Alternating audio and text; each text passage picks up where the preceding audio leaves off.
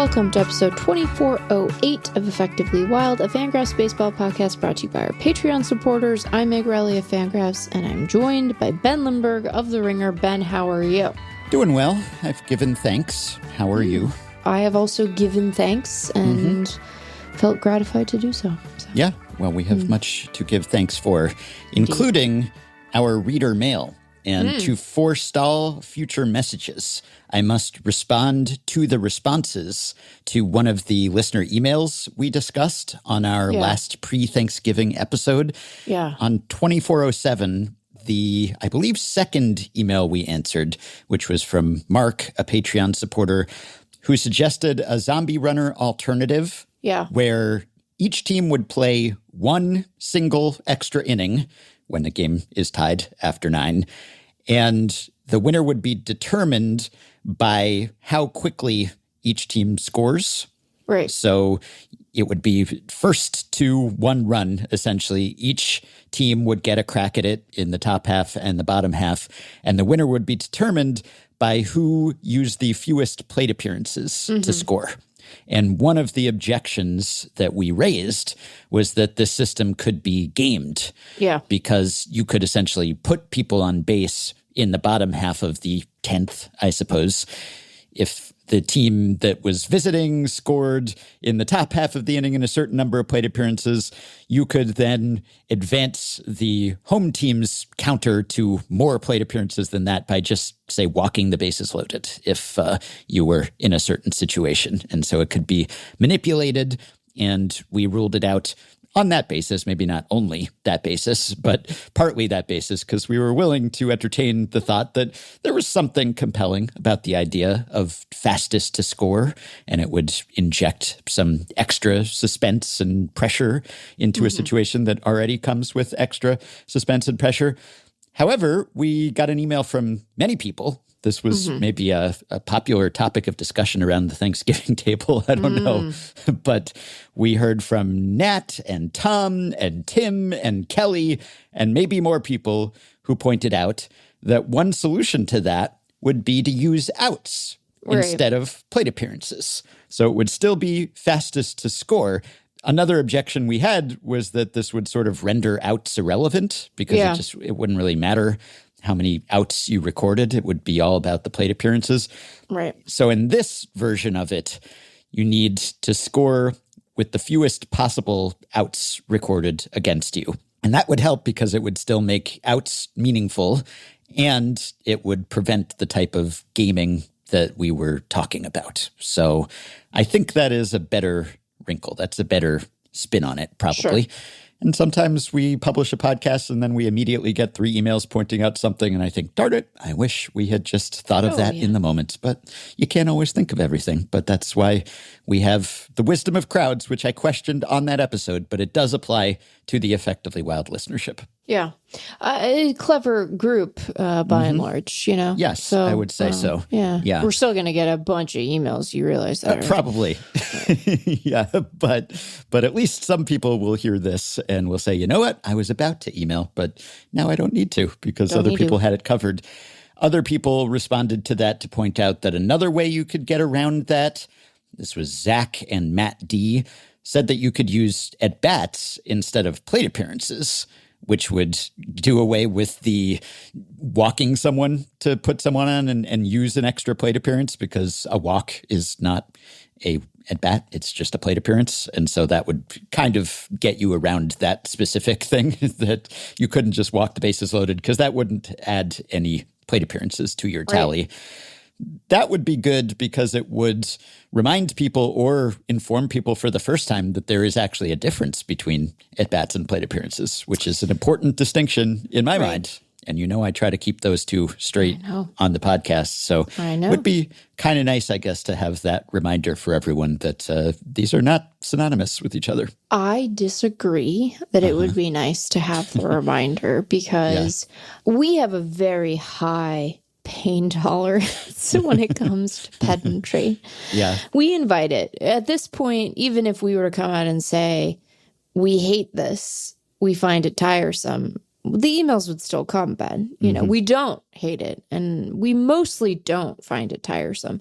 But even if we did, we've made our bed, and now we must sleep in it, you know, or lie in it at the very least. We're a bed-bound sort of group here. Yeah, we might lie in it sleeplessly, staring at the ceiling, pondering the pedantry. Right, that possibility exists. We have to allow for the possibility that one does not need to be asleep in order to be in bed. So anyway, this minor digression on the state of our being whilst in this bed of pedantry that we have made perhaps drives the point home. But other people, they don't enjoy these sorts of distinctions. And I appreciate that, like, you know, sometimes one must eat one's vegetables. We like vegetables. You ate vegetables to the point of illness one time. You know, that's how committed to the bit, the Brussels bit you are. Yeah. But other people do not enjoy pedantry in the same way. And I think having it hinge so much on like minute details that other people don't get behind makes it less appealing as a solution for something that is meant to sort of be easily digestible and thrilling within the context of extra innings, which, look, again, people should eat their vegetables. One could argue that inviting people to be more into the minutia would be good for them in any number of ways, but I think there's a balance to these sorts of things. Also, if we were to become known as the advocates of such a system, and we were to offer as one of its selling points that it would give you the chance to really engage with the tiny differences, people wouldn't like us. No, you know? I wouldn't lead with that. If I were trying to sell people on the system, Well, sure. I wouldn't lead with the fact that finally people could keep straight. Finally. That there's a plate appearance and there's an at-bat and they are not fully overlapping. Finally. So, yeah, I think if we could go back and start over and do it all again, I wonder whether we would even need at-bats. Yeah. Could we just suffice on plate appearances alone? I guess there are still some times when I appreciate having both at-bats and plate appearances. You still want to calculate a batting average every now and then. I guess you could calculate a batting average with plate appearances as the denominator, but they tell you slightly different things. I don't mind having both, but I do mind when people use them interchangeably. But I understand that's not a universal concern. They are not the same. And again, I would just offer that, like, I do think it's an important distinction, and I'm maybe being a little ungenerous to people by saying that it is so complicated. You know, it's not that complicated. It's a little weird. It's one of those baseball quirks that sets the real baseball knowers apart from the fledgling baseball knowers. But, like, you know, OPS isn't that complicated either. And there's a preference for even simpler things, right? I was going to say WOBA isn't even that complicated, but I get, you know, that takes it takes a minute to develop your intuitive sense of WOBA. You know, it can take you a second. So I think OPS is like a more relatable, you can grab on, or like index stats. Anyway. How can you not be pedantic about baseball? We can't not, and clearly our listeners can't not either. And veggies are delicious. Veggies are dessert for me. So I don't know what you're talking about. Do you ever find yourself in a spot where you have to actively intervene on either the pedantic impulse, but even just I guess what I'd call editor brain? Do you ever find yourself in the spot where you're like, I'm at a party with people, you know? And I know this is going to sound like I'm giving you, I'm negging you almost. I know that you at a party with people isn't a scenario that you have to like deal with very often by your own choice. This isn't me saying you're unpopular and don't have friends. The party is just wherever I am. Right. You're just not a big party guy. You don't. You're not like you're not like a dinner party guy. But if you were, you just spent a holiday with people. Did you have to go? I'm gonna keep that in my editor brain. I'm gonna keep that thought in my editor brain. Did you ever had that experience? I think I do that automatically. I do muzzle myself, and people in my personal life don't even ask me all that much about baseball. I think they probably know I get my baseball thoughts out there in the world in other forms, and I don't need to express them on my off hours, off the clock, off the mic. So yes, I appreciate that. And I think we have probably exhausted the intricacies of this particular question, but the reframed version, I'm kind of into it. I would watch fastest to score in outs instead of plate appearances. I do think that, the out edit, it improves it meaningfully. Yeah, I think that's a very strong edit. I'd still just rather watch regular old baseball. But if it's that or Zombie Runner, this would be kind of compelling. Yeah. And one other point that we got from a couple people, including at least one Matt, maybe multiple Matts, but one Patreon supporter, Matt, argued that it would lead to more small ball, significantly more small ball, the score in fewer plate appearances proposal, because there would be more bunting, because you would want to push that run across, because outs wouldn't matter. So maybe if we add outs, then maybe that makes people a little less likely to bunt. And that would be kind of boring if it just evolved into bunting, which sometimes the Zombie Runner does as well. So it's you'd have to balance the need to expend that out with the urge to get someone in scoring position, which is typically the case in regular old baseball. And the last bit of feedback we got to this question from Peter, Patreon supporter, wrote in to say, I'm sure I'm not the only one to say this. And he actually was. Although many other people said other things about this question. Peter said the extra innings challenge proposed in the latest episode is just clearly reverse cricket. Oh. In cricket, the rule is you can score unlimited runs until all the players are gotten out via wickets, and then the other team will go and try and outscore that team. If they do score enough, the game is immediately over. So the proposed version is basically the opposite of that, one run with unlimited outs. As a cricket enjoyer, I think cricket has the better option. So maybe we just have fewer cricket enjoyers than baseball enjoyers in our audience, which would track because this is, after all, a baseball podcast, not a cricket podcast, but sometimes they do overlap, and I'm always delighted by the differences and the similarities. There's the at-bats and plate appearances of batted ball sports, baseball and cricket, kind of. Do you think that that's the first time that cricket and immediately end have ever been so proximate to one another? Maybe, yeah. My understanding is that it can go on for quite a while. It depends on the type of cricket. They've really sped up. They've got some abbreviated speed cricket types, but I bet cricket purists hate that, though. I bet they think that's terrible. Are there cricket podcasts where there are two pedantic? Well, no, I know they're. Hold on, let me ask the rest of my question. It's a massively popular global sport, Meg. Yes, I understand I answered that. Too soon. Yeah. Where people are as pedantic about cricket as we are about baseball. Yeah. And do those people similarly hate, they don't call it sped up cricket, do they? What do they call it when they like T20 cricket? T20, okay. Yeah. Do they feel the way about T20 that we feel about the Zombie Runner? Or is it less controversial? Or maybe it's not controversial at all. Maybe cricket old heads are like, yeah, that's a good note, fundamental to the sport in some ways, but an improvement nonetheless. I think both can coexist. Yeah. If you want to settle in for your 3-day match or whatever it is, then that's there for you. But if you would want to. Do people camp? I don't know. I don't know if they Is camp it like out. going to a concert at the Gorge where you can camp and then walk over? Because, what do you do? I mean, probably you go back to your house or your hotel or something in between. But so you just have like a ticket and they let you come in and out? I assume so. Yeah. The bathroom situation must be horrifying if they camp, because this is a lot of time, I don't think it's like Woodstock every time they play cricket. Play cricket? I think they've probably sorted that out. Very dignified game. Well, yeah, I mean, you got to wear whites a lot of the time, so that the muddy bathroom situation would probably be problematic in any number of ways. Okay, let's talk about actual baseball and baseball news, because there has been some of which is old news, but is new to Effectively Wild because it broke after we posted, or at least recorded, our last podcast. I had an outro note about the Dylan Cease signing, the Anthony Rendon deferral talks.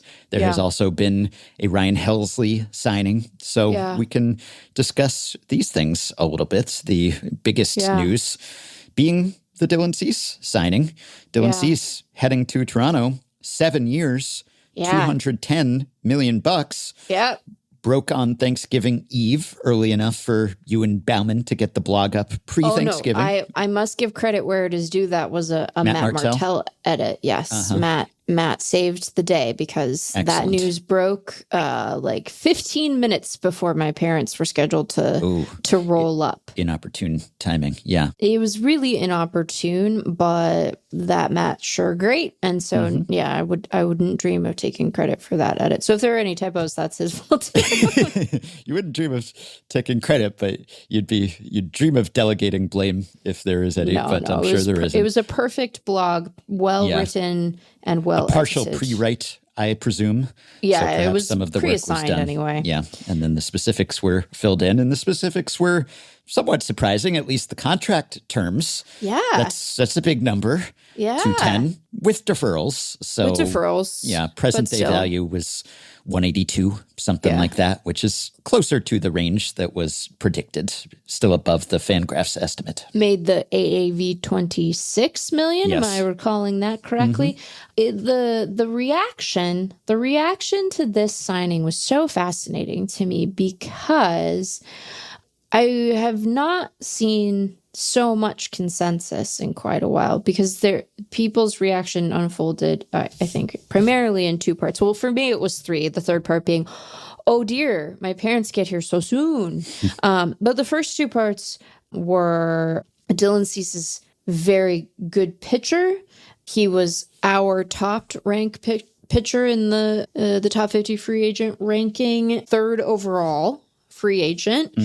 You noted that making more than either Ben Clemens or the crowd estimated and at a much longer deal. Did I take Cease in our contract over under? No, I did. And I took the under on 189, which was the MLB Trade Rumors prediction. Yeah. And so you got snelled. In present day value, it was lower than that. But but that's not how we count it. No, and I'm not arguing that we should change midstream, but we should. I don't know if we should reevaluate going forward in future years because I'm open to a conversation about how we should account for deferrals and the reality of deferrals because obviously it is a meaningful mechanism for teams, right? Like, I'm sure being able to get Cease's AAV down to 26 million is certainly a feature, not a bug for the Blue Jays. That's what they wanted to do. So, I'm open to a conversation about that. But yeah, because what we're predicting in that draft is essentially the net present value. I mean, yes, we are predicting just the raw dollar figure. That's what we've always done and what we're still doing this offseason. But what we are trying to assess is the net present value. So maybe that's what we should actually use. It's kind of confusing. We'd have to agree on the actual calculation on that. It's not as if it's announced usually. It's something that people calculate. John Becker calculates at FanGraphs, but it's not in a press release. Here's what the net present value is. So it's maybe a little harder to calculate. And then you could really get into the weeds and shouldn't every deal, if it's a long-term deal, even if there aren't deferrals, doesn't the net present value kind of differ just because it's over more years and there's going to be inflation and depreciation and all that? So it's just simpler to use the actual dollar figure. Right. But what we are really trying to predict is what this guy's going to get in net present value. We're not really trying to predict will his contract include deferrals or not, because that's kind of unpredictable, right? So, and not really the way that, while you're sitting around the Thanksgiving table talking about Dylan Cease, you're not like talking about deferrals, but setting the free agent contract draft aside for a moment and returning to the Cease of it all. I mean, I think that most people agree that Cease is very good. His ERA can kind of waffle a bit. He has periods where he's like really on it, periods where he's not. We'll talk about some of the benefits and drawbacks of his specific profile in a second. But, clearly the top, I think for most outlets, free agent pitcher on the market. And also, given some of the facts about him and the way his performance looks, boy, that's a lot of money, Ben. It just seems like they overpaid by a good bit relative to expectation. Now, Dylan Cease is, as Bauman noted in his write-up, I think has qualified for the ERA title for 6 seasons straight. Yeah. He takes a turn every time he's asked to. And, pitchers are pitchers, so that's true until it's not. But he has been remarkably available, and he's a big strikeout guy. And teams love strikeouts, and they will pay up for them. And I also think that when you're looking at Cease, you would probably note chasm is too strong, but a meaningful separation for him between his ERA and other estimators. So there's the Cease of it all. You're like, okay, he strikes out ton of guys. His FIP was a run better than his ERA, and other estimators agreed. His xERA was even lower than that, xFIP lower than that. But then you're like, hey, you know what the bugaboo for Dylan Cease is? It's all that hard contact that he gives up. So, well, sure, the walks and the walks, but sure, his xFIP looks great, but that takes the worst part of his game out, and that part's been kind of sticky to him for a while. So, I will just say that, I think it's really great that the Blue Jays, coming off a disappointing World Series loss, said, we like Dylan Cease and we're going to go get him.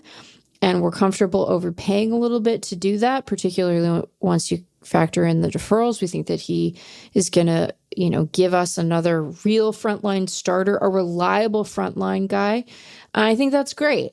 I also think it's a lot of money. So I think those two things are true simultaneously. So yeah, it's funny that you just invoked Blake Snell in the context of the free agent contracts over underdraft, because he is a Snell-esque pitcher. He's so much more fun to watch than Snell, though. Yeah, Snell lights, both in terms of how good he has been and also how painful he is to watch, but sort of similar. He's Snell-like, just less extreme in every way, I guess. But he hasn't missed a start ever, I don't think, at least not since his rookie year in 2019 when he came up in July.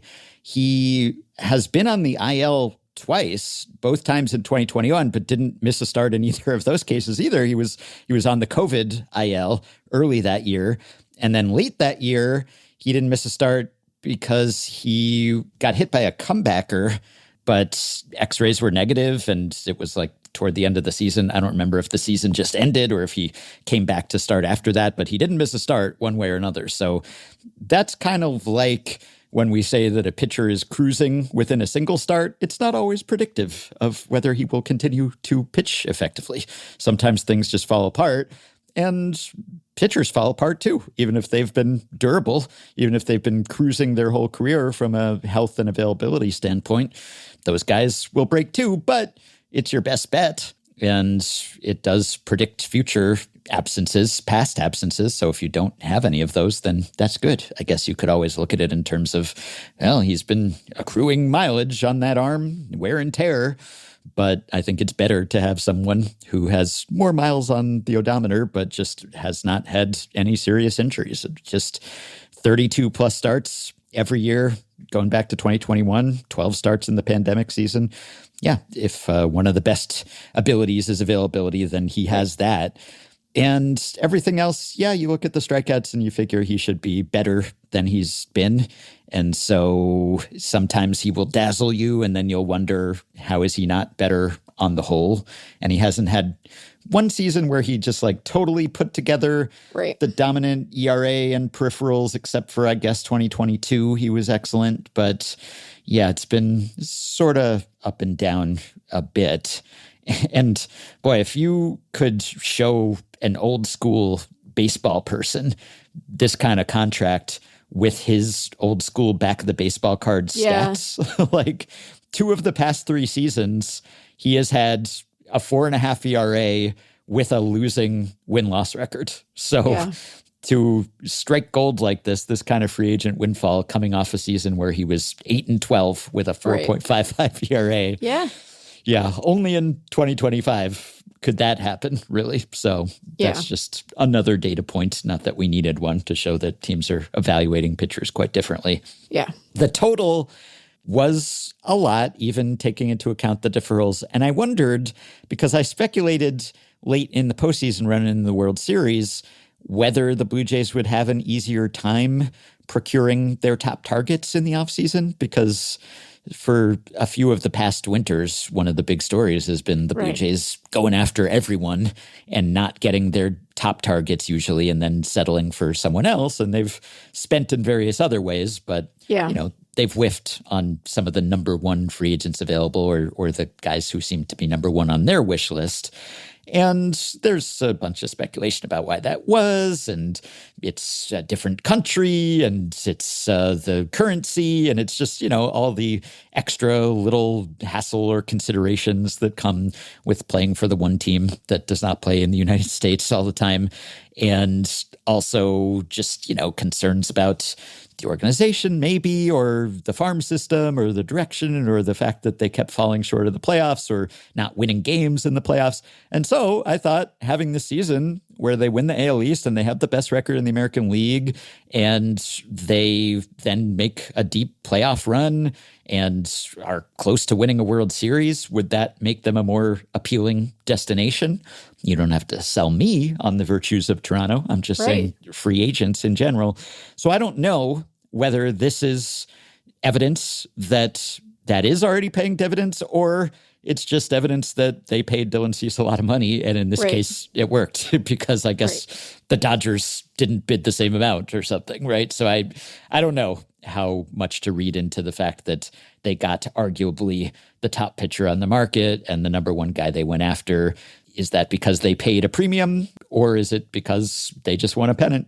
I don't know. I guess we'll find out. I'm curious whether, especially because he's like the top guy, were they basically like, we're not losing out on this one? Did they sort of bid themselves up, which that often happens when you're playing at the top of the market. Like, Bauman reminded me of with the line at the end of his piece of what he's dubbed the Friedman principle, which is if you, approach this is Andrew Friedman to clarify for those who don't remember, or Friedman's law, excuse me.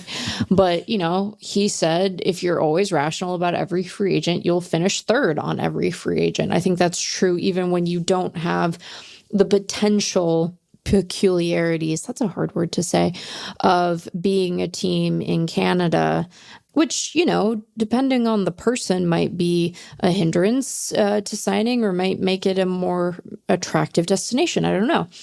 But they have sort of been the bridesmaid a lot. And I think that they are serious about trying to get to the postseason again and really get this thing done. And so they went and got the guy who they think is going to be able to help them do that. And other than, bringing back Bichette, another frontline starter is what they needed, right? Like Bieber's coming back. You have, whatever you're going to get out of Trey Savage, which he was dazzling at points in the postseason, but he's also very early in his big league career. And so I think counting on him, being the postseason version of himself, at least has the potential to be the cart before the horse, right? Mm-hmm. You have Gausman and you have Barrios, and it's like, okay, we need one more. They don't have Chris Bassett anymore. Max Scherzer is gone. So I feel like they did a good job with that. And now they can go find some bullpen arms with children who have typically spelled names, and they'll be in business. They still maybe, need a middle infielder. Yeah, you get Barrios back and you hope that he's effective. And then, if you have Cease, Gausman, Barrios, Bieber, Savage, that's pretty darn solid. That's pretty good. Yeah, it's still early in the offseason, but that's a top 10. That's a number 8 projected rotation right now, and I take the over on that. If anything, that seems like quite a good unit there. So, yeah, I saw a Facebook commenter in our Facebook group said that the contract would age like milk. Did not specify whether that would be bagged milk or not, but I don't know. I think if you're the Blue Jays, you have to make this move with the guys you've got, this kind of move. It probably also helps to have Vlad signed forever just to send a signal to prospective signees that they're in it for the long haul and your franchise guy is signed for his professional lifetime. That probably bodes well or inspires some confidence. And Rodgers has all the money in the world, so they could probably afford it. So, yeah, I think it's a good signing, whether they overpaid or not. Yeah. It's not my money, and it's not even Blue Jays fans' money. So if it precludes them from doing other things, well, then you could reconsider it. Or if he does pitch poorly at some point in the future and then it prevents you from making other moves, okay, you can cross that bridge when you come to it. But they needed someone like this, and they got him. So good for them. And you don't have to have a whole offseason while you're still smarting from the World Series loss. You don't have to be spurned by some other top free agents. And that probably feels good too. Yeah. In a weird way, what backing up a Brinks truck. Are they Brinks trucks in Canada? I will note that they were like, I love how the Canadians were like, what? We already did Thanksgiving. What's your problem? Yeah, I saw many jokes about Canadian Thanksgiving having happened already and the exchange rate and how this wasn't Canadian dollars, et cetera. Yeah. But, I think that there is a Brinks Canada, I have confirmed. Brinks Canada. Okay, so the funny thing about backing up a Brinks truck in this instance is sort of in keeping with the Vladdy of it all, saying, hey, we're serious. We're so serious that we're planting this flag. We're doing it now. If there are other guys who they are interested in trying to bring in, this bolsters their claim to, competitive aspirations. And at $26 million a year, like whatever, that seems fine. I wonder if the Brinks truck in Canada needs to have a slightly larger storage compartment because you just need more currency in there for the same amount.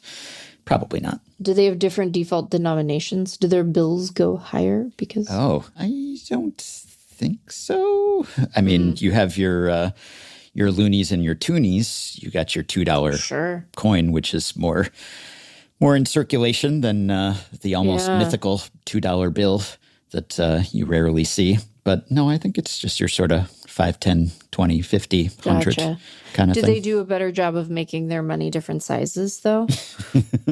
I'm serious. No, I don't think so. I don't think that we're like unique in the world in this, but American paper money, like being all the same size, isn't typical, I don't think. Often there are a lot of countries that vary the size of their paper currency so that it's easier for folks who are have vision impairment issues to tell by feel what denomination of bill they're grabbing. Yeah. What they do have is very colorful bills.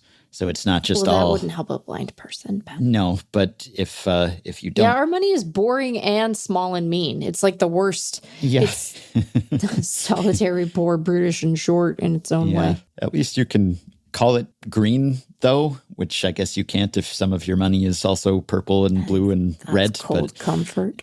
Yeah, but think about how cool purple money would be. Wouldn't you rather purple money? Oh, yeah. Whenever I go to Canada, it's just, fancy. So colorful. Yeah. I'll take milk in a bag for that trade-off. Mm-hmm. Well, I don't know what denomination Dylan Cease will receive. Hopefully he'll get direct deposit because you would need many a Brinks truck to pay him, given the size of this contract. Especially if it's in loonies. Yeah. Okay. Now that we've digressed in that direction. Now that we covered that. Oh, I have a mini stat blast that's sort of prompted by the Dylan Cease signing and also the Sonny Gray trade. Oh, yeah. Blast away. They'll take Adidas that's sorted by something like ERA minus or OBS plus. And then they'll tease out some interesting tidbit, discuss it at length, and analyze it for us in amazing ways. Here's today's Stat Blast.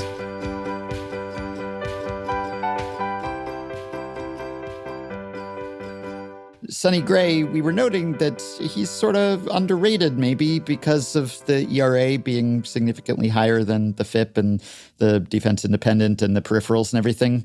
And in his case, Yeah, it was a 4.28 ERA last season and a 3.39 FIP. Cease actually had a greater differential this past season, which was 4.55 ERA and 3.56 FIP, so almost a full run there, and xFIP in sort of the same range, and xERA, et cetera. And I'm a believer in those ERA estimators, and I think that it's been shown do a better job of predicting future ERA than ERA itself does, and I think that's largely because they do a better job of isolating the pitcher's performance as opposed to all the other things that are going on around the pitcher, the luck and the flukiness and the defense and the ballpark and all those other things. Well, they're also ballpark sensitive unless you look at the ballpark adjusted versions, but you could do that for ERA too. But I did wonder for guys who have a huge gap like that, and it's not like they have every year or over their whole careers, but I couldn't help but think, even as a FIP believer and someone who subscribes to its predictive value, I kind of thought that I would feel better about someone if the ERA and FIP matched. Mm-hmm. Like if I could only have one, I would take the FIP when it comes to predicting future ERA. But I felt like maybe there would be extra strength with their powers combined, like if they both agreed or something, or that if there was a significant ERA minus FIP differential, that maybe it would not augur well for that pitcher, that like maybe there'd be some regression coming, but not as much regression. I was sort of being a bit of a FIP doubter when there was a huge gap, or at least thinking that if both agreed and, sort of had the same conclusion independently, quasi-independently, then that might make a stronger case that this was actually that person's deserved value or whatever it is. So I wanted to look into that and see whether FIP is actually less predictive when you do have a big ERA minus FIP gap.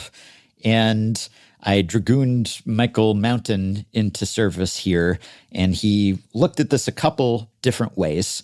And I'm going to read some numbers, and hopefully people will stick with me here, and then we'll have the takeaway, which should sum it all up. So he looked from 2021 to 2025, 590 pitcher seasons with at least 100 innings pitched as a starter. There were 287 pairs of back-to-back seasons by the same pitcher reaching those thresholds. And so he looked at the root mean squared error for ERA in year two compared to various ERA estimators or predictors. So that's basically if you just predict someone's next year ERA to be equal to their previous year ERA, how close would you be on average? And did that for all of the metrics. So previous season ERA, the root mean squared error, is 1.08 runs. Previous season FIP is 0.97 runs. So that again just goes to show that if you have only one number, then the FIP is more telling when it comes to predicting the next season. If you just said, they'll run it back, they'll have the same season again, then FIP will get you closer than ERA. xFIP, even better, 0.91 runs. And Sierra, which you can also find at FanGraphs, another even more complex ERA estimator, 0.89 runs. Mm-hmm. So the hierarchy of predictiveness goes ERA, FIP, xFIP, Sierra. But FIP is very simple, so it's handy to have in that way. 46 of these pitchers, so 16% of the sample, were from pitchers whose ERA in year one was at least half a run worse than their FIP. And that would include guys like Gray and Cease in past years. And for those people, the root mean squared error for ERA, 1.19 runs compared to 1.08 for the full group. Previous season FIP, 0.91 runs compared to 0.97 for the whole group. And xFIP, 0.93 versus 0.91, Sierra, 0.87 versus 0.89. So very little difference. If anything, FIP is more accurate for the guys with the big ERA minus FIP gaps, or ERA is less accurate. So Michael concluded the difference in magnitude between the two groups could be noise or small sample, but the relative ranking of the predictors tells you that FIP or other ERA predictors still do a better job predicting future performance than raw ERA, even among players who notably underperformed their FIP the year before. There's obviously still a lot of unexplained variance regardless of which metric you choose. The R-squared for XFIP and Sierra significantly better than for FIP or ERA, so he would lean toward using one of those if you have the option. And if you just use plain old strikeout minus walk rate, that's maybe even better than FIP because the home run per fly ball rates, they tend to be pretty noisy. That's the difference between FIP and XFIP for those who are wondering. It's just the normalizing for, you give up a lot of fly balls and sometimes a lot of those fly balls leave the park or the yard. I never know whether to say if they didn't leave the park mostly. Right. They went over the fence. Yeah. So, yeah. And home run per fly ball rate just assumes that you have a league average rate of fly balls actually becoming home runs. So Michael concluded there that there was no big difference for the ERA minus FIP gap guys. And then he looked at it one more way and found that there were 471 pitcher seasons from 2021 to 24 with at least 100 innings pitched as a starter. The median is 150 and a third. The median ERA, 3.87. Median ERA minus FIP, negative 0.08. For all those pitchers the following year, whether they met the 100-inning pitch threshold or not, the median innings pitched is 131 and 2/3. So the median innings pitched goes down by 20 or so. There's a bit of attrition. The median ERA, 4.04. So that goes up by 0.15 or so. Guys get worse, aging, whatever, regression. And the median ERA minus FIP, negative 0.03. 77 pitchers with ERA minus FIP greater than half a run in a 100-inning season. Those are the guys we're talking about with the big gap. Their median innings pitch goes to 134. Their median ERA, 4.82. Their median ERA minus FIP, 0.76. That was in year one. And then the next year, their innings pitched 139 and 2/3, so that's actually up. They throw more innings in the next season. Median ERA, 3.91, down by almost a full run from 4.82. And their ERA minus FIP goes to negative 0.18. So basically, they regress all the way, more or less. And the 160 starting pitcher seasons over that span, Michael found with the highest ERA in at least 100 innings pitched, regardless of FIP.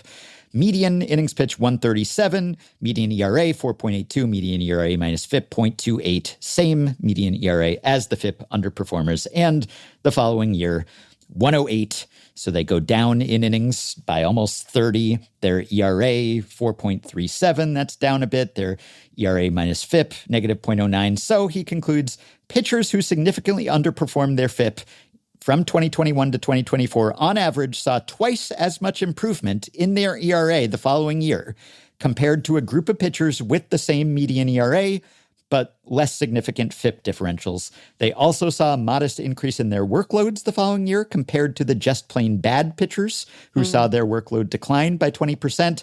And neither group had a significant gap between their collective FIP and ERA the following year.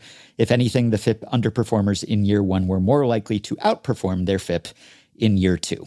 So I think the takeaway is that I was wrong to doubt FIP and that when you do have a big, significant ERA minus FIP gap and you underperform your FIP, as in your ERA is higher than your FIP, then you do tend to improve a lot the following year. It does come back. It reverts to what it quote unquote should be.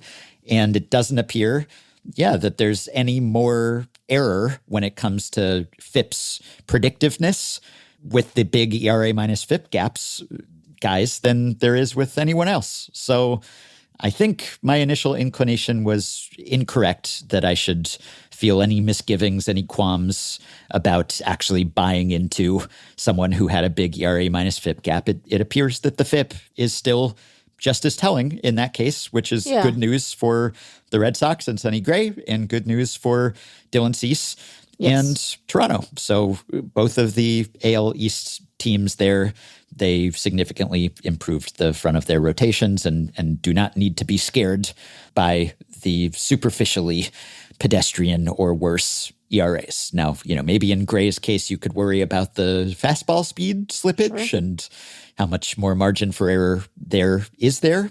But that hasn't been a concern with Cease so far, and he has not even turned 30 yet. He turns 30 later this month. So not the same age and stuff kind of concerns that Gray had there. So apologies, Phip.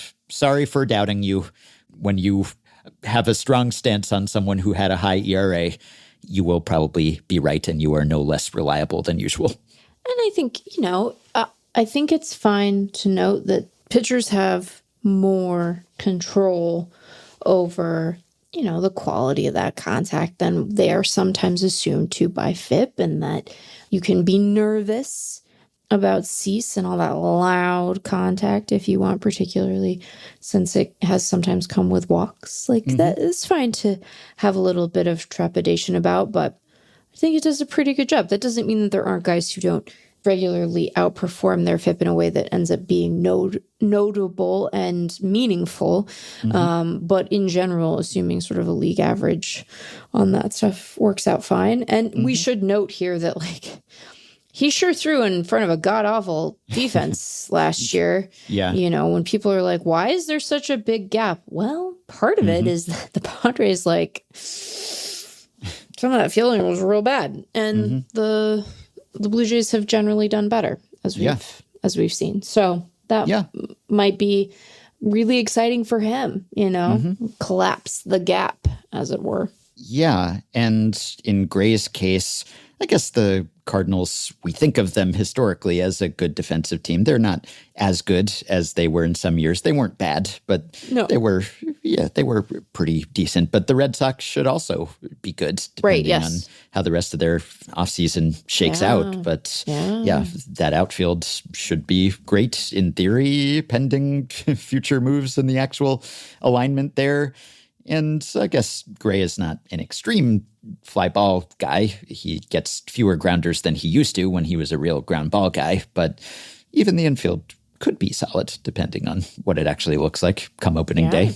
Maybe the Red Sox will decide to have a first baseman this year. That would be exciting. We'll see.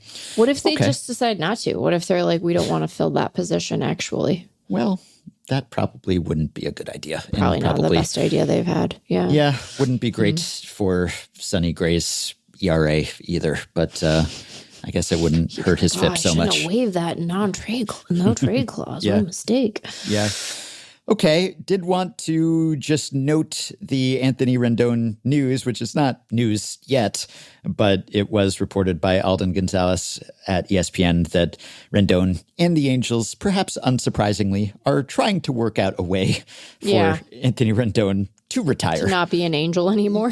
Yeah, which seems like something that is maybe of mutual interest at this point. And I've been an Anthony Rendon defender, or at least someone who's been sort of fascinated by Anthony Rendon and his actual motivations. And we've done deep dives on all the things that he said about his enthusiasm for baseball and his effort level and desire and all of that over the years. And I've sort of stuck up for him at times, at least, saying that baseball is not an all-encompassing interest in his life, that there are other things that he considers more important, et cetera. I almost found it to be kind of a healthy corrective to the mentality that it's everything. But I think there's a happy medium probably. And it doesn't seem as if the Angels or Angels fans or even Rendon himself at times have been happy about the arrangement that they have come to. And he has not played in a long time, and he has not played much at all during his tenure with that team. And so it does seem to be in everyone's best interest that they work out a way to end this. He has 1 year left on his deal. Speaking of 7-year contracts that don't always age well, Anthony Rendon was coming off a hell of a year when he signed that deal. But it quickly went south. And now he has 1 year and 38.5 or so million left. And it sounds like they'll work something out so that he can retire. And they'll come to some kind of compromise where he'll still get all or most of that money, but he won't be kind of hanging over the team. And where is he? And why isn't he speaking? And how's his rehab going? And how's the hip and all that stuff and all the clubhouse clashes and quotes and all of that. I was amused that, according to the story, they might work out a deferred arrangement to. Oh my God, no! I love that because so just to give the Angels a little more flexibility this offseason, so they might defer at least part of what is owed to him. Madness. And that is funny because that means that there's the potential for Rendon Day to be an annual tradition. Oh yeah, like Bonilla Day. Yeah. And there are a lot of misconceptions about deferred contracts and whether they were actually bad ideas by the team and people not understanding the time value of money and inflation and all of that. And there's nothing really wrong from the Mets' perspective with Bonilla Day. I mean, they had all kind of Ponzi scheme investments gone wrong and all the rest of it. But the idea of deferring and paying out for years to come, smaller amounts, is sound enough. People see it and assume that it must have been a huge miscalculation by the team because they're still giving $1 million to a guy years, decades after he retired, that kind of thing. And not always. Sometimes it makes perfect sense. But it would be amusing if there were a Rendon Day and, like Rendon being even more notorious tenure with the Angels than Bonilla's with the Mets, and that contract just being continually reminded of that for years and years to come. I hope Anthony Rendon gets deferred dollars for the rest of the century or something, and we're just kind of reminded of the Anthony Rendon days for the rest of our lives. On the one hand, we've joked about him being quiet quitting king. I do think Anthony Rendon legitimately suffered injuries that made his participation untenable. I also think that it would be good for the Angels to be able to move on from a signing that made a tremendous amount of sense at the time. To your point, he was coming off a fantastic year. We had all kinds of conversations when he was getting ready to sign that deal about how, the Nationals picked the wrong guy to give an extension to, and they should have brought Rendon back and this and that and the other thing. So instead of Steven Strasburg. Right, kind of precisely. Pick your poison. I feel bad for both guys, but I feel bad for both guys. And I do feel bad for, it maybe quote sounds unquote bad, they got enormous amounts of money, but feel worse for Strasburg because it sounds like that has impacted his quality of life at times and just, not even just being a baseball player. That's right. It's the sort of injury that you're mindful of when you're trying to be a dad and pick up your kids and stuff. Right. And people haven't questioned to the same extent Strasburg's effort and desire to return, fairly or not, they have with Rendon for years. Right. Do I think that Anthony Rendon seems to have a relatively healthy perspective on the place that baseball occupies in his life relative to his family and other interests? Yeah. I bet he wishes that the way his career was going to be remembered were different than it is, because this is just what people are going to associate with him, I think. And that'll become more true over time if, one, they do end up working on some sort of deferral situation so that we keep relitigating his degree of effort. And also, there are going to be fans who, gosh, this happens to Angels guys a lot. I was going to say it's sort of like Pujols, where it's people didn't believe us about Albert Pujols, young fans who never really got to experience his peak with St. Louis were what are you talking about? And it's no, you don't understand. This was the best guy. He was just or one of the handful of best guys, right? And it was obvious. And Rendon was never quite that good, but he was a very good player.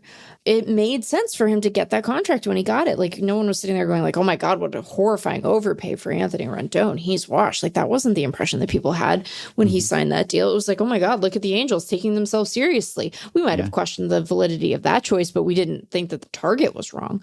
So, I'm sure that he, or I imagine anyway, I don't know him, so I'm not sure, but I would imagine that he has some regret about the fact that this is going to be the way that he is talked about.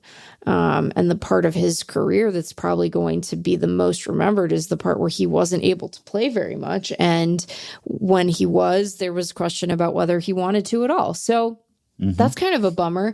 But also, he's got a bunch of money. And so that probably cushions the blow a little bit, especially because it seems that it wasn't just him trying to make people, forget that he couldn't play. Like, it does seem like he really does care about other stuff in his life, maybe more meaningfully and significantly than baseball. It's fine. But it would be good for them to be able to move on, because this is like a burdensome situation for them. They have to account for this every year. We have to, gosh, what's our Angels preview even going to be about? What's it even going to be about if we aren't, trying to figure out if Anthony Rendon's talk to Sam Blum about his run-ins with Rendon. It's like, a chapter of Sam's life is closing too. That's crazy. Yes. He should write a book. But yeah, it's, gosh, I hope he does write a book about his do too. I would love to read covering Sam's the book. Angels during these years. I would love to read Sam's book. The lows, which are really low and sometimes sad and tragic and depressing. Not just kind of baseball funny, but both. Right, yeah. A little bit of both. And yeah, I assume Rendon, I would imagine, given that he essentially was absent for large portions of his time as a quote unquote active player. And, when he was hurt, when he was on the IL, he was not always around and he was not always accountable, and he did himself. How many guys on the Angels does he know? It's a good question. I'm serious. How many? And again, it sounds like I'm trying to really, take the piss out of him and really dig at the guy. Genuinely, I'm curious, how many of the dudes on the active roster is he even acquainted with? Yeah, it's a good question. Yeah, and he did himself no favors from a PR perspective. Yeah, and that, even though I was sympathetic to him at times, you're really not making it easy, Anthony, on yourself. A little eyewash, I think, would have gone a long way. Would have gone a long way. Yeah, I think true. If he had committed to providing just a little eyewash, it would have been good. And I don't know if he will care. I wouldn't be surprised if he walks away and cashes his checks when it's time to and doesn't think about how he's perceived at all. So I'm not even sure if he will spare a thought for his legacy, right? That's amazing. I'd more love power to him, I guess. I'd love to not think about being perceived. That'd be great. Yeah. But yeah, it is because he was certainly a top 5 player in baseball. He was fantastic. He was a great just great all baseball around player. Great and helped the Nationals to that championship in 2019.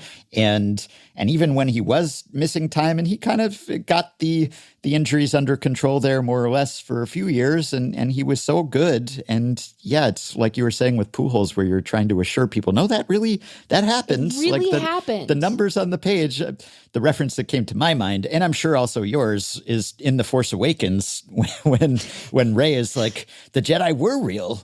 And Han Solo says, I thought it was a bunch of mumbo jumbo, a magical power holding together good and evil, the dark side and the light. The crazy thing is, it's true. The Force, the Jedi, all of it, it's all true. And it was all true of Pujols and Rendon for a time. And, I wonder if Rendon would be remembered a bit differently and regarded a bit better by Angels fans, certainly, but even observers, if not for the pandemic. And Anthony Rendon's reputation was not the number one victim of COVID-19, but he played spectacularly in 2020. He played at the same level he had. He was a 2.5 win player in 52 games. Yes, and 52 of 60. He played in most of the games and was there and had a 152 WRC plus and did exactly what the Angels signed him to do. He was the same guy. Yeah, he was never that guy again. Nope. In fact, gosh, he barely played more games in any subsequent single season than he did during the pandemic year. He had years where he played fewer games than he played in the pandemic year. He played no games this year, but even when he played. Even when he played is my point, And so if that had been a full season, now, of course, he could have gotten hurt if it had been a full season. Sure. Maybe he wouldn't have played any more games. But if you could extrapolate that over a full season so that he had at least one prime vintage Anthony Rendon season in an Angels uniform, because Pujols never had a peak Right. Pujols He never year had a in Pujols Anaheim. season. Yeah. And You're even right. his last year in St. Louis was below his previously established standard. And so Angels fans never got to see peak Pujols. He was still a productive player at that point, but already a steep step down. On the one hand, I'm inclined to agree with you, but on the other hand, Ben, I remember the way that Ken Griffey Jr.'s Cincinnati tenure was remembered, and his first year in Cincy was good. Yeah. Mm-hmm. He was like a 5.5 win player in Cincinnati his first season. He had 40 home runs. And does anyone remember? I don't know why I'm yelling at you. Sorry. I don't know why I'm in a register that only dogs can hear. But it didn't do anything. Mm-hmm. It didn't do anything. Now, Griffey, I don't want to say he's better at eyewash because that makes it sound like I'm doing an insincerity thing that I don't mean. But I don't think that people viewed Griffey as being sort of recalcitrant in the way that they do Rendon, but it didn't change a whole heck of a lot, Yeah. It just didn't. Mm-hmm. Yeah, it probably wouldn't meaningfully change how he's remembered, but it might. If he had, if he had been a totally different guy, is really what I'm about to say, amounting to. I was going to say, if he had been healthy and productive for one full season and also had done the politics of it a little bit better, then maybe. But I'm still skeptical of that, in part because I don't think he would do the politics differently. Right. If he were the kind of guy who were inclined to handle that differently, maybe he would have handled a lot of things differently. A lot of things differently. Yeah. Mm-hmm. It's hard to know. Oh, our Joint Drug Prevention and Treatment Program, Independent Program Administrator's report came out. Extra. Independent Program Administrator, which they put in parentheses IPA. And I'm like, you can't make the drug report have a beer thing in it. That doesn't make any sense, Major League Baseball. Get it together. We can read 3 words. We can read 3 long words. Mm-hmm. Sorry. Nothing too notable in the report, it looks like. I haven't looked at it yet. It's something we get every year. Total number of drug tests that were conducted during the reporting up the tests period. and the positive tests and the therapeutic use exemptions, et cetera. So, Ben, were you watching Sunday Night Football last night by any chance? I was not. I was driving home from upstate. Otherwise, of course, I would have been glued to my screen. You were driving? Well, no, I was riding in the car. I'm the worst. Didn't stealthily get a driver's license without telling anyone. If that ever happens, I'll let you know. I was going to say, we're going to have to talk about it. Actually, what you should do is you shouldn't say that you're doing it until you have your license. You shouldn't, because otherwise people are going to, and then it puts pressure on you to tell the story. Because I got of a learner's drive. permit one time and then false alarm, that expired. I haven't gone back to that well. So maybe someday, we'll see. Still hoping the robot car saved me, but that's a whole other conversation. Anyway, what were you going to say about Sunday Night Football? The reason I asked is because, and this email made me think of it, so last night, the Denver Broncos played the Washington Commanders. The Broncos have a linebacker named Alex Singleton who was diagnosed with testicular cancer last month. And do you know how they initially realized that something might be wrong? No. He failed a drug test. Oh, a life-saving drug test, potentially. Yeah, potentially. He had elevated testosterone levels that might have indicated PED use, and he had not used PEDs, although, at some point, we had to go through this whole existential freaking crisis in baseball with PED use. Meanwhile, in football, you tell me, those guys are just as simple. Those guys are definitely choosing. Anyway, I don't know if Alex Singleton is, but he popped a test, and he was like, no. And that's when they figured out that he had testicular cancer. Mm-hmm. Huh. That's crazy. Yeah. He had to get surgery, and then he played football a week later. That's also crazy. I think Trey Mancini, his cancer was caught, I think, in a physical by the team. Yes, it was a team physical. I don't think he failed a test. No. But he was doing his team physical, and they were like, that doesn't feel right. Or maybe it was a blood test thing. I don't know if they were. I was like, I don't know if they were feeling around down there. That feels undignified. I think Trey Mancini is a father. That's a weird way to talk about him. Yeah. stage 3 colon cancer, though that probably did save his life. Get your It probably colonoscopies, did save his life. people. I am getting mine soon, but we don't need to know about that. If you want to know about my colonoscopies, though, you can subscribe to the Patreon, and I will tell you about them on our bonus pods. Yeah, when Becca's like, Ben tells unhinged stories. I think she was mostly talking about the food takes, but I forgot that we dedicated half of a Patreon episode to you talking about your colonoscopy. It's not unrelated to food takes, I guess. But I suppose not. Yeah, it is important. Both Trey Mancini and I are advocates for getting your colons checked out when you reach the appropriate point of your life, which can vary and differ depending on family history, etc. I started a little early, and it's not so bad. It gets a bad rap.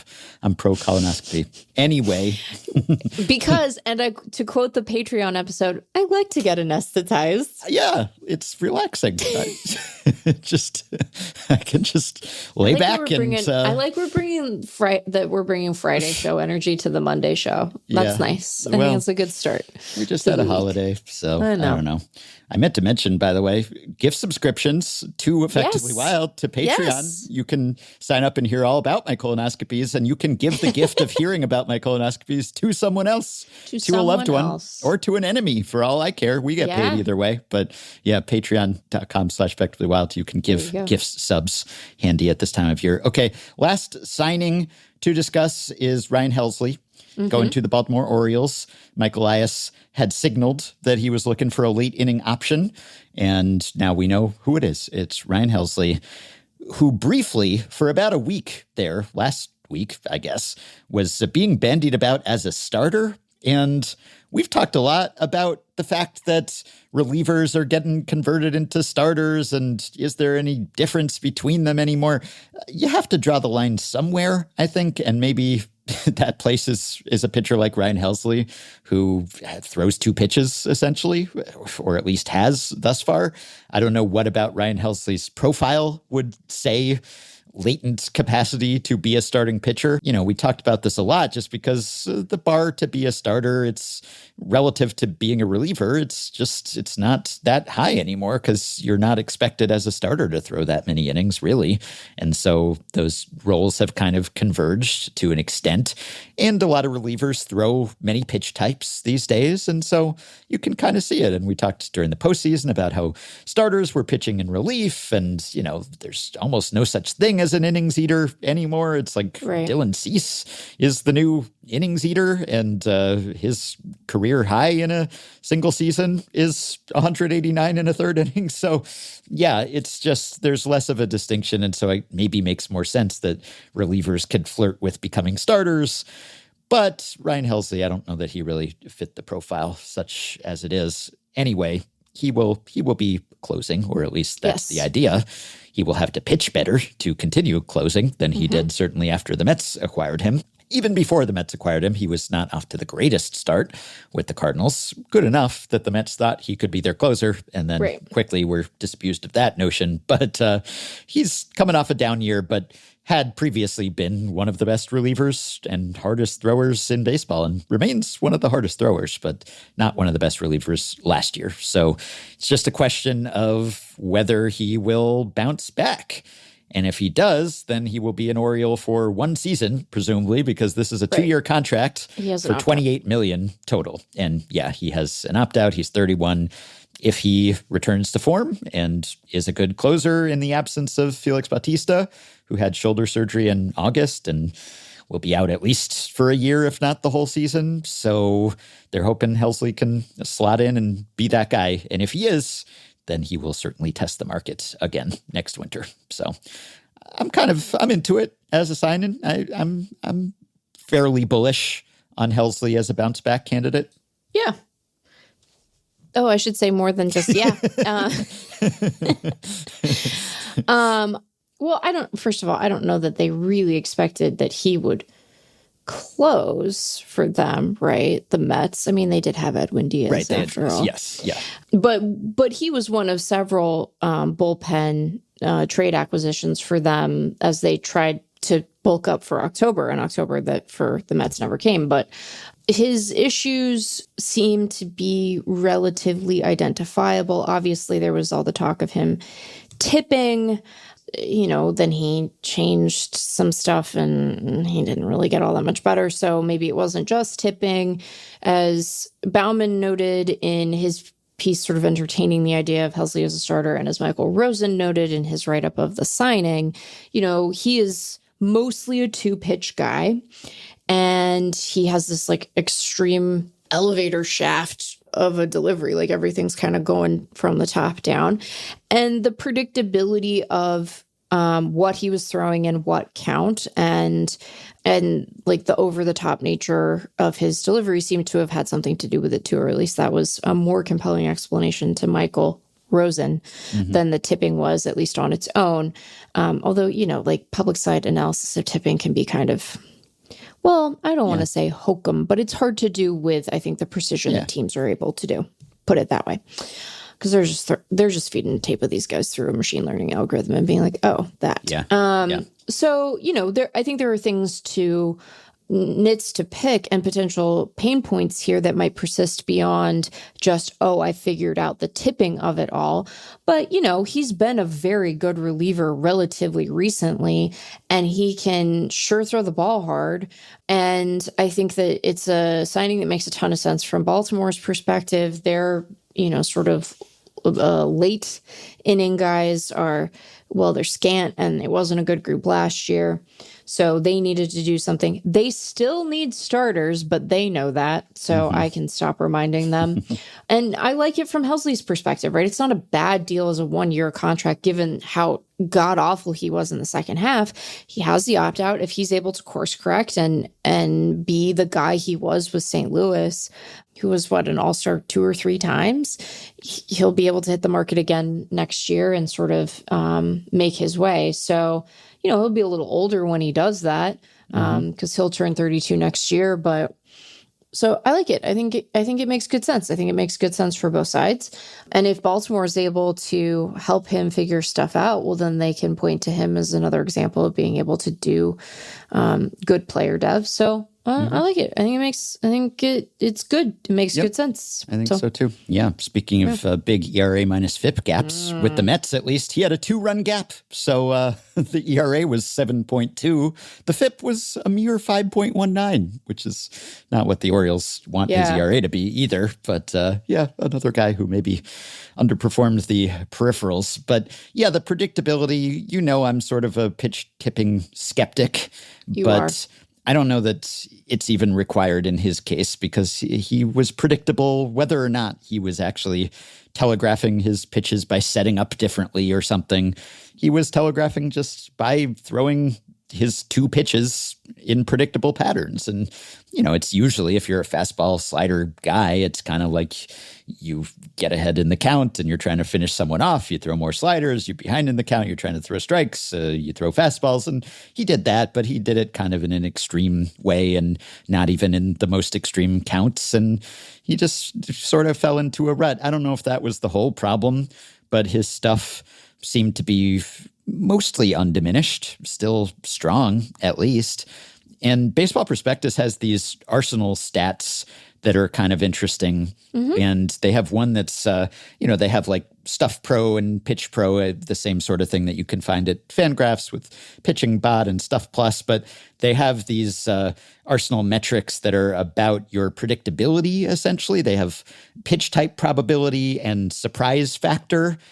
And that's just kind of about how easy to anticipate what your throwing is for a pitcher. So pitch type probability, the little tooltip that pops up, it says the likelihood a batter would identify the pitch type from release to decision point. Surprise factor is how unexpected a pitch's movement is, given which pitches it most appears like and their movements. And so the whole arsenal is a factor here. And if you have 2 pitches, essentially, as he does, that you're throwing kind of 50-50, then you're behind the 8 ball already, just because, like Sandy Alcantara, who's coming off not a great year either, but something I wrote about during his Cy Young season was that he had all these pitch types and they were just evenly balanced. Like he would throw 5 pitches 20% of the time a piece or something, and it was just hard to know what was coming. And he still sort of does that. And so I think he had the lowest pitch type probability, which is just kind of like predictability basically this past season too. and Helsley was not good. The average pitch type probability, depending on where you set the minimums, about 67%, and he was at like 76%. He was like 26th percentile or so in that.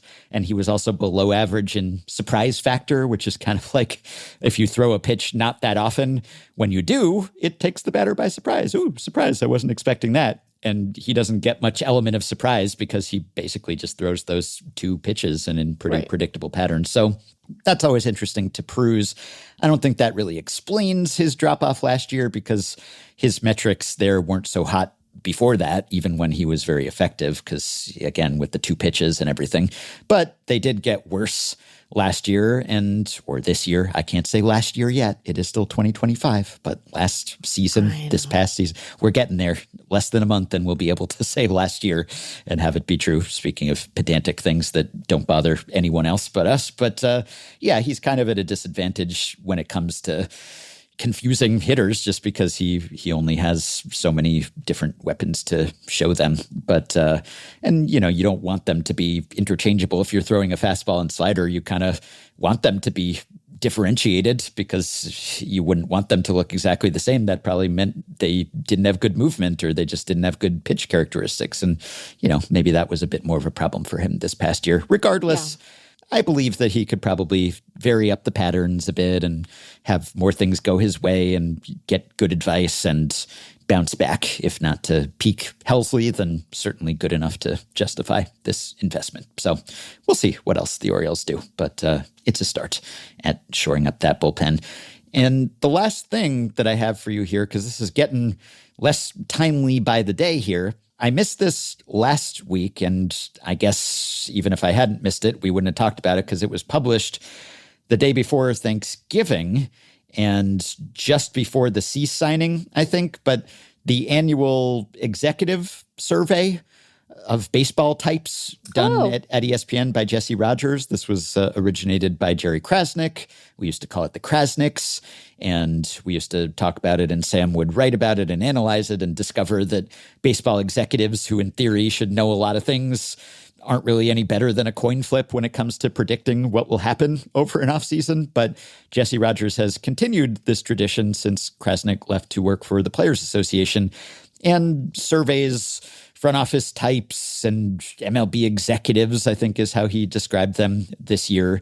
And I think spoke to 16 of them and put some pressing off-season questions to them. And so what we do here is I ask you to say what you think they said, essentially. Not necessarily what you think or what will actually happen, but what you think the common responses were. Okay. So I'll just run through these. So one question. I'm ready. Will Kyle Tucker get more than $400 million, and who will give it to him? And this has some bearing on our free agent contracts over under draft too. So what do you think survey says? Yes, no. Will he get $400 million or not? And this is, again, 16 MLB executives. 16. Yes. I'm going to say yes. And the Dodgers. Yes got 6 responses out of 16. Okay. So majority said no. And then as to the who will sign him, when it's not a yes-no question, obviously the answers are always a little more fractured. Yeah. The Dodgers actually came in second here. New York Yankees, number 1, with 6 responses, and the Dodgers got 4. And then the only other team to get more than 1 was the Blue Jays. This was, again, pre-Cease signing. Sure, yeah. And then the Tigers, Phillies, and Orioles also receiving votes. The good news for Tucker, Rogers wrote, is that nearly every executive who voted no on him making more than $400 million said it would still be close. Okay. All right. Next question. Where will the top 3 free agent starters with MLB experience sign? And Rogers is defining the top 3 free agent starters with MLB experience as... So they don't mean the guys coming over from Asia. Right. So Framber Valdez, Dylan Cease, and Ranger Suarez. So, and again, this was published shortly before the Blue Jays actually signed Cease. How did anyone put him with the Blue Jays? Yes. Okay. Yes. So I'm doing Cease. Do you want me to still answer I don't know if you'll for have Cease? different answers for each guy or whether you'll think it's be the same teams, the same candidates for each guy. Because you'd think if you're in the market for one top free agent starting You'd be pitcher, in the you might- market for Right. the rest. So there's certainly so- some overlap here. So I would imagine that Baltimore is on that list from a need perspective, although I don't think I don't know, man. I don't know, man. Yeah, it's interesting. Yeah, there are 4 votes for Framber Valdez going to the Orioles. Really? But they're not the number 1 team, and they don't show up. They don't even get a single vote for Cease or Suarez. Interesting. Yeah, I mean, I feel like they're like in the Michael King business. Maybe not exactly Michael King, but like that's the tier of guy who they're maybe looking at, you know? I mean, Philly, it seems not impossible that the Ranger might just go back to Philly. Yes, the Phillies are tied for first for Ranger Suarez with 4 votes. And similarly, I guess Framber could go back to Houston, although I don't know. They seem like they're in reduction mode from a payroll only perspective. 1 vote for Framber to the Astros, but they were on the board. I feel like the Cubs have to be on that list for some of them because they need pitching. Yeah, you'd think. Yeah, Cubs, they got 1 vote for Dylan Cease, which obviously didn't happen, and that's it.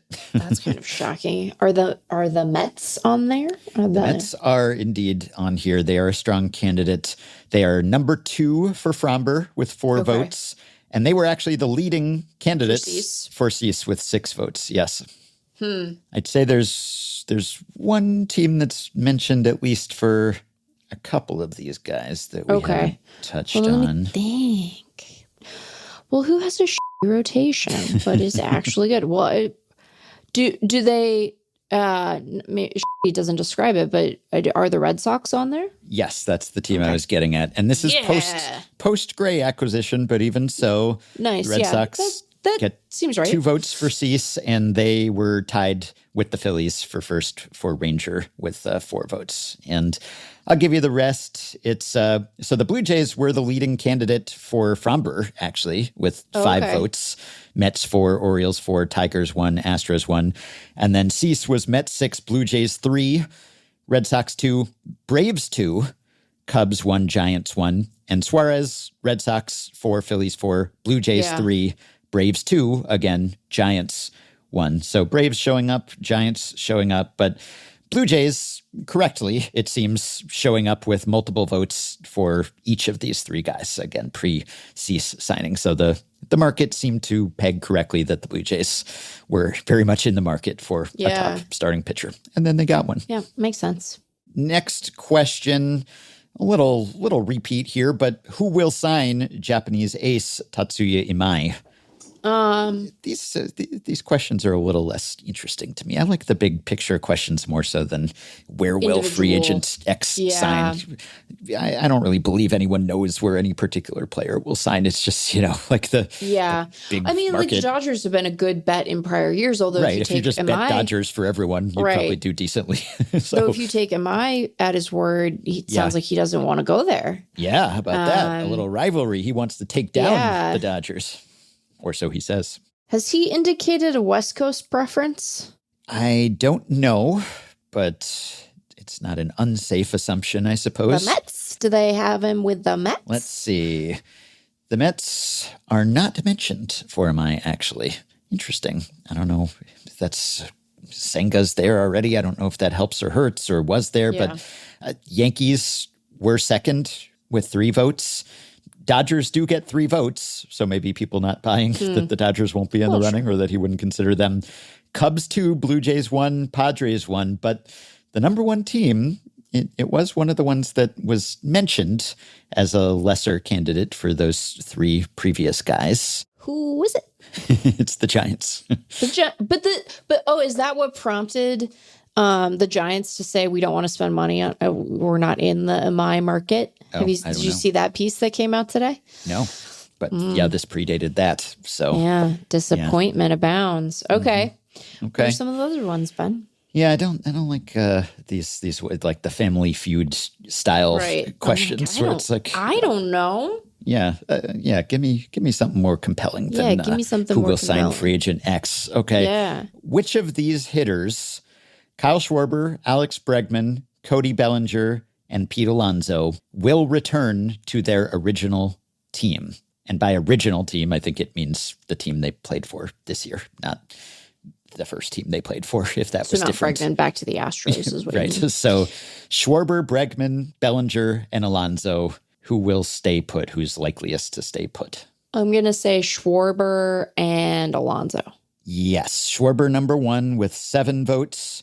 And Alonso and Bregman actually tied with 4 apiece. And you'll note that that adds up to 15, not 16. One thing that always perplexes us about these surveys is that people will abstain from it's just individual questions. Yeah, you're anonymous. No one knows who you are. There's exactly no reason for you. I mean, I guess if you're Jesse Rogers and you're talking to someone from that team, maybe you want to take yourself out of the running, but often multiple people will. And it's, if you agreed to participate in this exercise, then you might as well. Okay.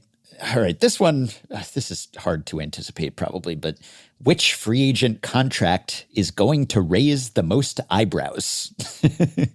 Which is, what does that even mean? What does that mean? Yeah. You could raise your eyebrows for any number of reasons. Maybe you think, oh, what a great signing. I guess it's meant to convey, oh, that sounds like a lot of money, I guess. Or, oh, I'm not so sure about that one. Or, this might not be a good investment. So like which free agent contract will be seen as perhaps an overpay, or there will be doubters? Let's see. Alonso does not show up, actually. Wow, here, what restraint. Maybe that means that they just don't buy that he will actually get a big contract. But yeah, I don't either. I took the under on him, right? Did I take the under on him? Well, I'm not even doing a bit. You can check it. EWstats.com. And I can tell you quickly that you took the under on Pete Alonso at 110. There you go. I mean, maybe people thought Cease. Maybe. Nope, Cease not listed. Okay. Bo Bichette is tied with, well, I guess 3 other players with 2 votes. My God. You're not going to get as much consensus or agreement on kind of an open-ended one like this. But Bo Bichette got 2 votes, which is as many as anyone got in this exercise. So I don't know if you want to name anyone else, or I can just list them. You could tell me who. Okay, so Bo Bichette got 2. Edwin Diaz got 2. Oh, sure, yeah. Yeah, just, volatility of relievers, paying for relievers, fungible relievers. Schwarber, 2. Okay. I guess, how will he age as a DH only sort of guy? JT Realmuto, 2. Oh, okay. And then after that, the only other 3 players receiving votes, 1 vote apiece. I guess people thinking that these contracts will not be apiece. Former Effectively Wild guest Zach Littell. It sounds just like singling out Zach Littell, like someone has a bone to pick, an axe to grind. Just let the anti-Zach Littell contingent out there. Like, are you thinking Zach Littell's going to get some giant deal or something? I don't know, but someone's really shorting Zach Littell here. Lucas Giolito got a vote, and Munetaka Murakami got a vote. Yeah. So, Murakami makes sense. Believer in the contact, I guess. Okay. What will the Tigers do with Tarek Skubal this offseason? 3 options: trade him, extend him, or let it play out.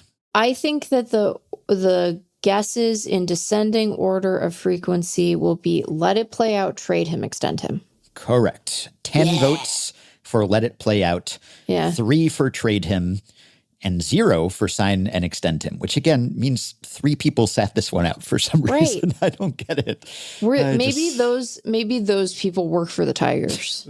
Maybe I think if I were trying to survey executives, I'd try not to have 3 of 16 be from a single team, but I don't know. I mean, Rogers is like a Chicago guy, right? So it's not like all of his sources would be Detroit folks, but who knows? I don't know. But who knows? I think that's probably right, that odds are they will let it play out, and probably should let it play out. I mean, if they could extend him, then by all means, but seems like it might be difficult to do that. Yeah, I don't think they'll be able to extend him, but I think that has more to do with Skubal than it does with their desire to extend him. And to be clear, I think that that's a defensible position on his part. So, Okay. Who is the top trade candidate of the winter not named Skubal?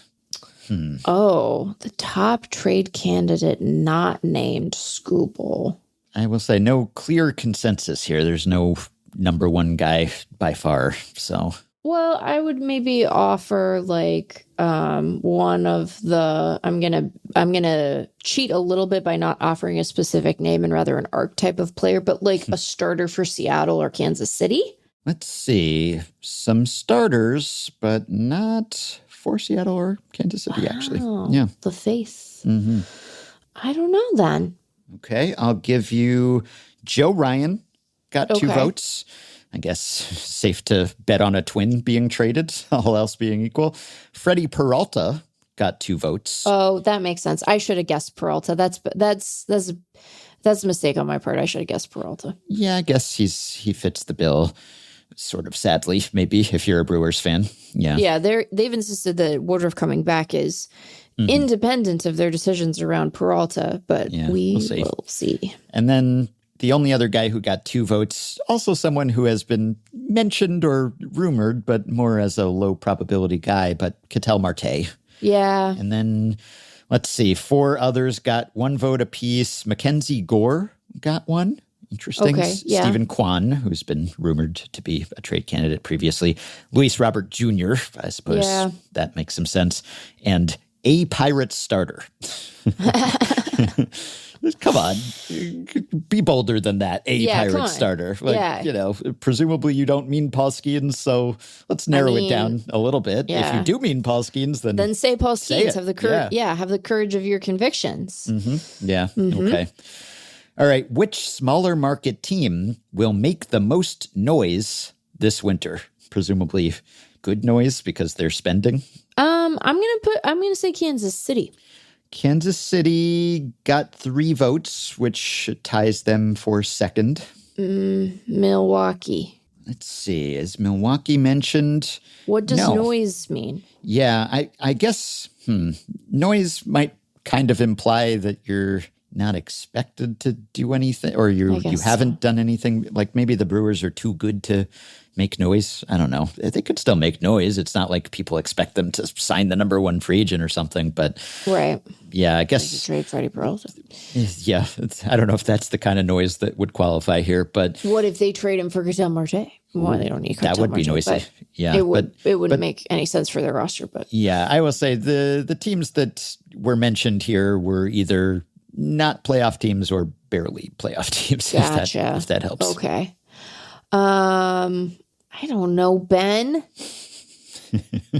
I don't know. I don't want to torture you.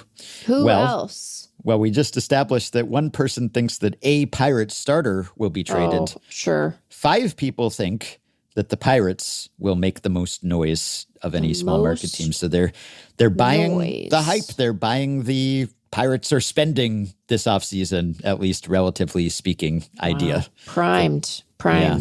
Yes, primed to spend, exactly. Primed to spend. They didn't actually make an offer, it came out, to Naylor. They were just primed to make an offer to him. And then Right. They were just primed to make an offer. Just They never didn't had actually, a chance to, They were They all didn't ready. actually do anything. No, but they were primed to. And then Seattle swooped in. Embarrassing.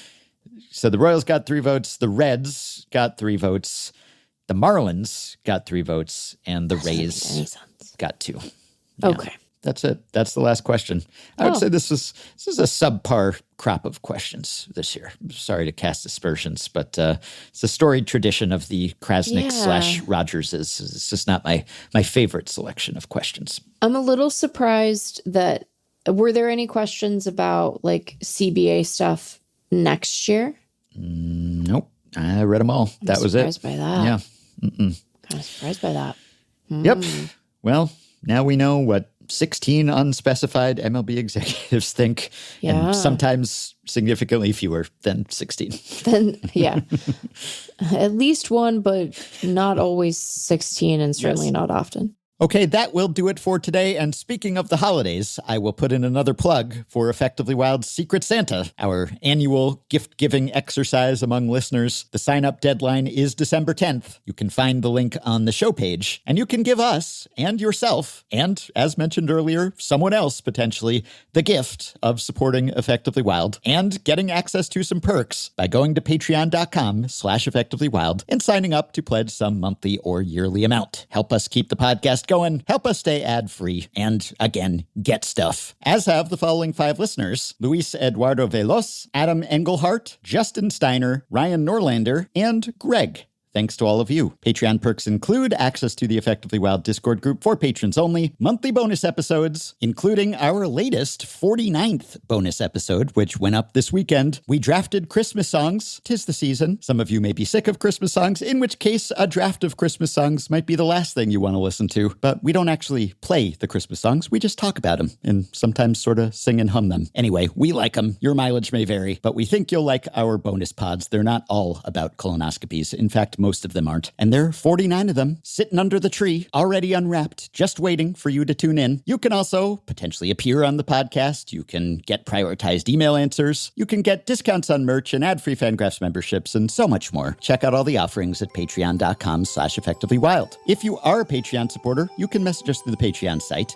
If not, you can contact us via email. Send your questions, comments, intro and outro themes to podcast@fangraphs.com. You can rate, review, and subscribe to Effectively Wild on Apple Podcasts, Spotify, YouTube Music, and other podcast platforms. You can join our Facebook group at facebook.com/group/effectivelywild. You can find the Effectively Wild subreddit at r/effectivelywild. And you can check the show notes in the podcast post at FanGraphs or in the episode description in your podcast app. I will link to more information on that mini stat blast related to ERA and FIP gaps, because I know that could probably be a bit tough to follow in audio form. Might be a tad easier to follow as a transcript. Thanks to Shane McKeon for his editing and production assistance. We will be back with another episode soon. Talk to you then. Just a couple of baseball nerds. They'll still be speaking statistically, rambling romantically, pontificating pedantically, bantering bodily, drafting discerningly, giggling giddily, equaling effectively wild.